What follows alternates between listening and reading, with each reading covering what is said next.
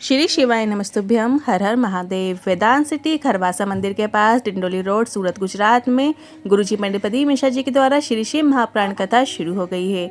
ये 7 दिवसीय शिव महापुराण कथा है जो कि 16 जनवरी से 22 जनवरी तक आस्था चैनल यूट्यूब के माध्यम से दोपहर में 1 बजे से 4 बजे तक देखी जा सकती है।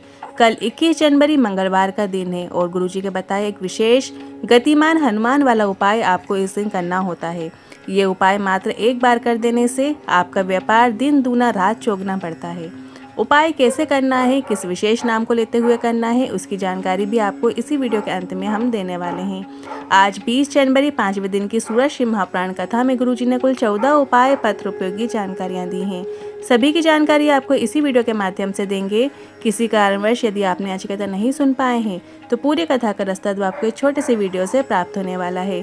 तो बढ़ते हैं आज की कथा की पहली जानकारी की ओर। सूरत की शिव महापुराण कथा सभी तरह से रिकॉर्ड तोड़ रही है। जहां कल गुरुजी ने कहा था कि ये सूरत की शिव महापुराण कथा में इतनी बड़ी मात्रा में शिव भक्त आए हैं जितने आज तक किसी शिव महापुराण कथा में नहीं आए, वहीं आज गुरुजी ने बताया कि सूरत की शिव पुराण कथा में इतने पत्र आए हैं जितने आज तक किसी शिव महापुराण कथा में नहीं आए। बढ़ते हैं आज की कथा की दूसरी जानकारी की ओर। हम अपनी इंद्रियों को कितना बस में कर सकते हैं, गुरुजी ने कहा वो हमें शिव महापुराण की कथा सिखाती है। सारी इंद्रियों में सबसे ज्यादा प्रबल हमारे नयन और मन है। ये दोनों ऐसे हैं जैसे गाड़ी में गियर लगता है, उसी तरह नयन और मन में गियर लगता है। थोड़ी थोड़ी देर में कथा में मन लग जाता है और थोड़ी थोड़ी देर में मन भटक जाता है। इसलिए शिव महापुराण की कथा कहती है स्त्री को अपने नयन और संत साधु को अपना मन को काबू में रखना चाहिए। बढ़ते हैं आज की कथा की दूसरी जानकारी की ओर। गुरुजी ने कहा आजकल AI का जमाना हो गया है। असली को नकली, नकली को असली बताया जा रहा है। बढ़ते हैं आज की कथा की तीसरी जानकारी की ओर।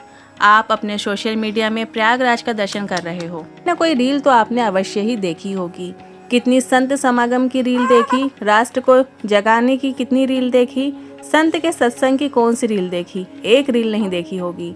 आपने देखी होगी तो एक सुंदरी आई है बैठी है उसकी रील देखी होगी, एक वो इंजीनियर आया है बैठा हुआ है उसकी रील देखी होगी, एक वो माला बेचने वाली आई है उसकी रील देखी होगी। ये बहुत गलत है, ऐसा प्रस्तुत नहीं करना चाहिए। वहाँ पर इतने साधु संत आए हैं जो सनातन को, राष्ट्र को जोड़ने की बातें कह रहे हैं, वो हमें दिखाना चाहिए, पर लोग वो नहीं दिखा रहे क्योंकि आपके अपने मन में और नयन में कंट्रोल नहीं है। बढ़ते हैं आज की कथा की चौथी जानकारी की ओर। ज्योति जी पत्र लेकर आई। मेरे बेटे को बहुत तेज बुखार आया, डॉक्टर को दिखाया तो डॉक्टर ने बताया दोनों किडनी और लीवर ने काम करना बंद कर दिया था।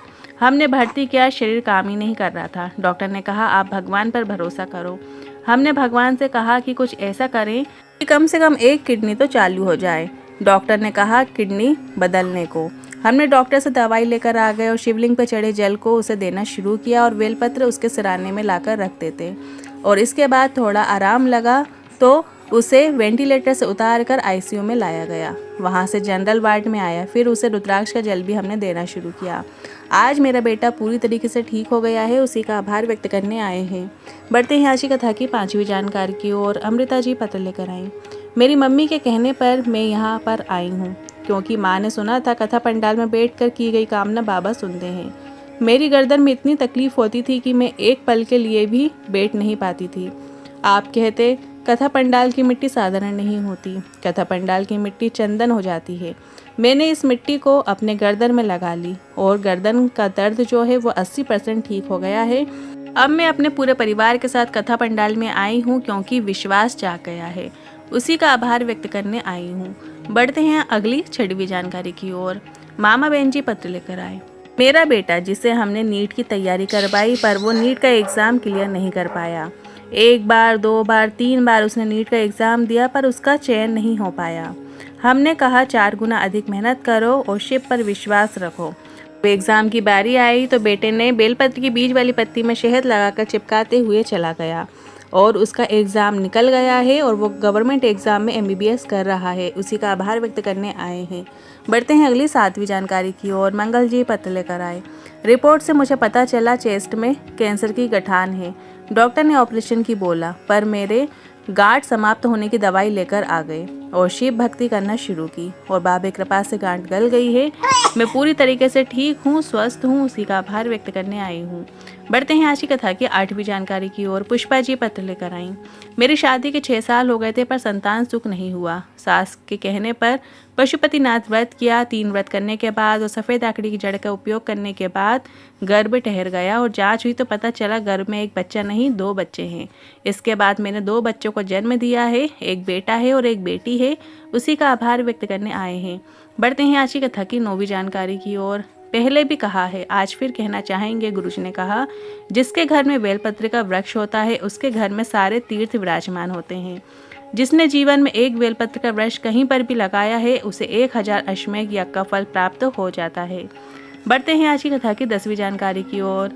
विधाता का काम है भाग्य लिखना और देवादेव महादेव का कार्य है भाग्य में लिखे को पलट देना। बढ़ते हैं आज की कथा की 11वीं जानकारी की ओर।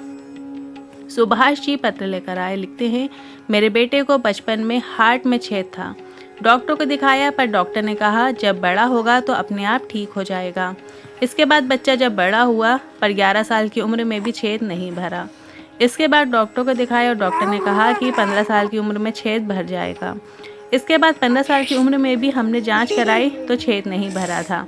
इसके बाद हमने सीहोर से रुद्राक्ष लेकर उसका जल उसको देना हमने शुरू किया और उसका जल का आचमन वो रोज करता और अगले साल ही जांच कराई तो उसके हार्ट का छेद भर चुका है। उसी का आभार व्यक्त करने आए हैं।